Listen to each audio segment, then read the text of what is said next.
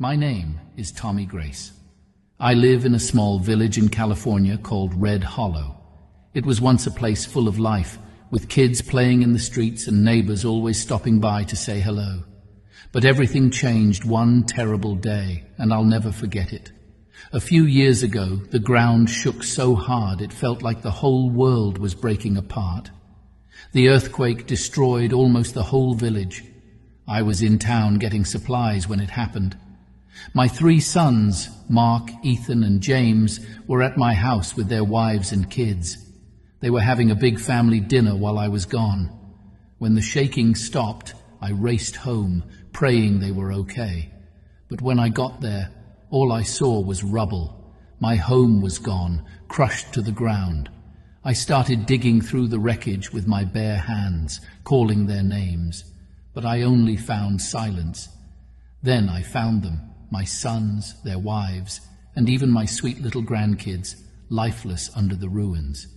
That day, I lost everything. My family was my whole world, and now they were gone. I didn't know how to keep living. The days after the earthquake felt like a blur. The town was full of people crying, trying to rebuild, but I didn't care about any of it. I didn't want to be here anymore. One morning, I decided I couldn't take the pain any longer. I walked deep into the woods, far away from the village. I didn't want anyone to find me. I planned to end my life there where no one would see. But as I wandered, I heard a faint, sad sound. It was like a cry. I followed it and found a tiny monkey tied to a tree.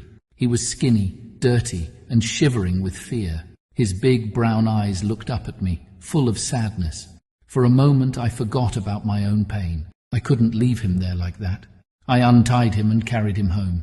At first, the little monkey, who I named Buddy, was too scared to eat or let me come near him. He would hide in the corner and shake whenever I moved. But I knew what it was like to be scared and hurt, so I gave him time. Slowly, he started to trust me.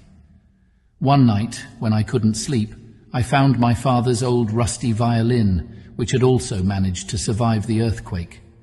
It was covered in dust, but I cleaned it up and strummed a few chords. I hadn't played in years, but the sound brought back memories of happier times. Buddy came out of his corner and sat near me, tilting his head as if he was listening. From that night on, I played the violin every evening, and Buddy always sat by my side.